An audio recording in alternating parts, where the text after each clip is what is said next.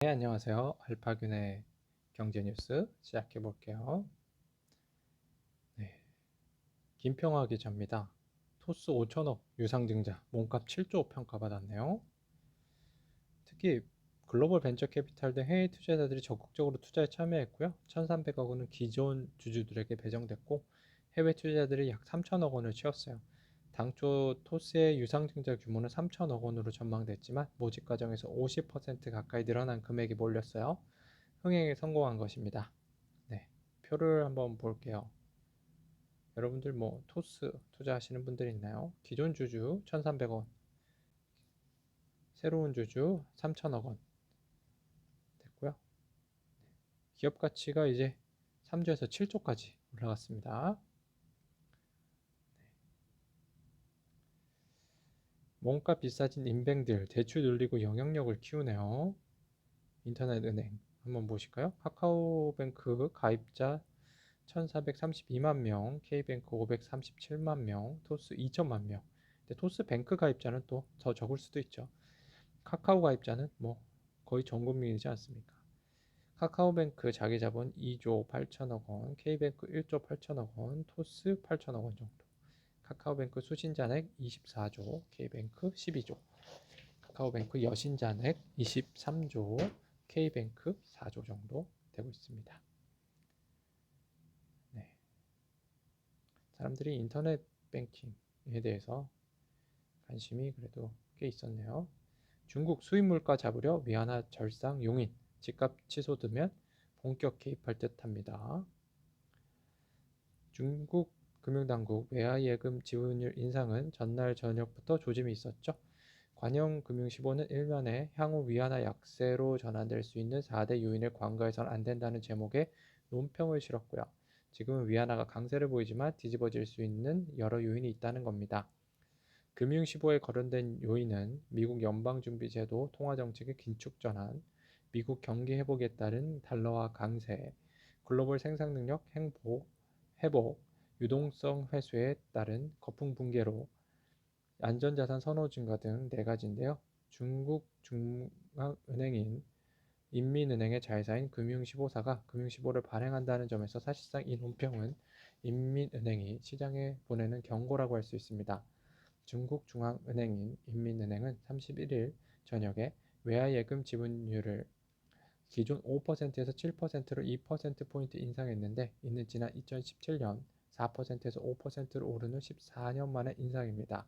그만큼 전격적인 조치로 볼 수 있는데요. 이번 조치로 은행들은 외환 거래를 하려면 더 많은 달러를 지급준비금 형식으로 보유해야 합니다.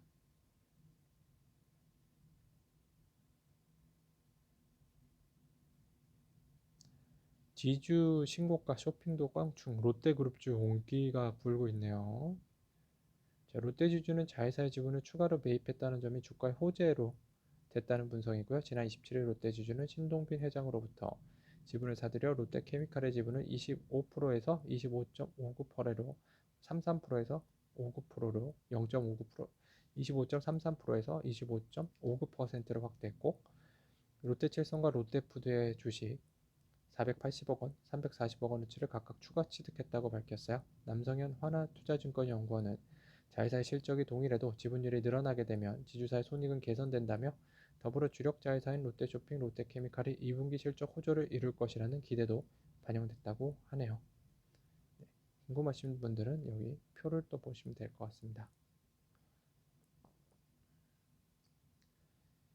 네, 자산 1조 남용료 3,100억 원에 팔리자 헐값이냐 비싸다 뭐 둘개 논쟁이 있죠. 한행컴퍼니는 주식 매매 계약을 체결한 지난 27일 종가 43만 9천 원에 1.86배에 가까운 주당 82만 원을 주고 남양 유업을 인수했습니다. 한 회계 법인 관계자는 보통 기업 가치를 평가할 때 사용하는 세전 영업이익 대비 기업 가치로 보면 남양 유업이 경쟁사인 메일 유업보다 60% 이상 높게 평가받은 것이라며 절대 싸게 샀다고 볼 수 없다고 평가했습니다.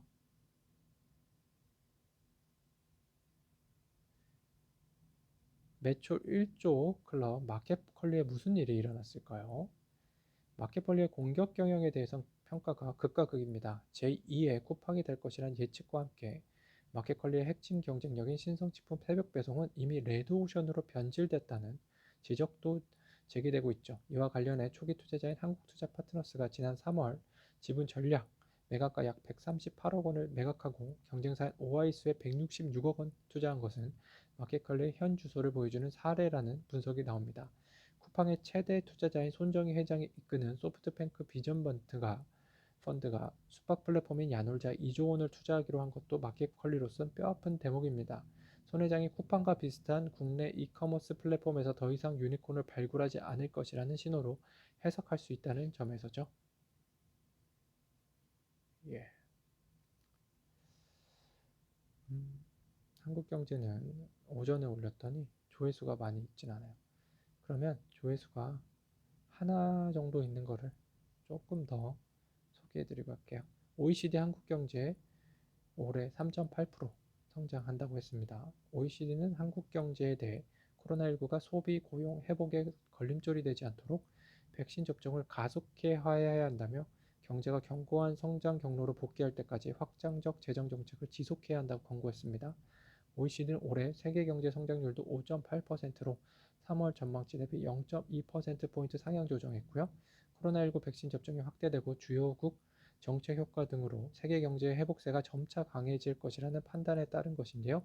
다만 OECD는 인플레이션 압력이 일시 확대됐다는 점차 완화되는 등 불확실성이 지속될 것이라며 백신 보급 지연과 변이 바이러스 확산 등 코로나 리스크에 따른 기업 격차 확대, 물가 상승과 관련된 불확실성 등이 세계 경제의 하방 요인으로 작용할 수 있다고 했습니다. 네, 뭐 해운 기사는 사람들이 뭐 크게 관심이 없었네요.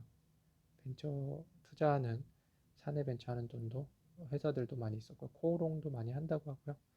LG도 많이 한다고 하고요. 그래서 이 뭐 벤처 사내 벤처 하는 데는 장기적으로 봐야 됩니다. 네, 그 혁신이 나중에 나오니까요. 유튜브 쫓던 카카오 TV, 넷플릭스 모델로 방향 틀었습니다.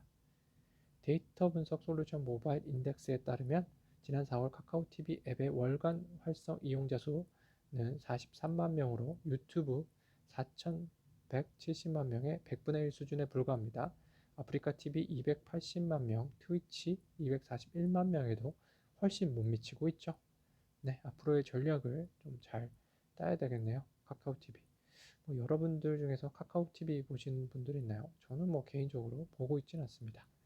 자, 알파근의 경제 뉴스 오늘 여기까지 전해드릴게요. 감사합니다.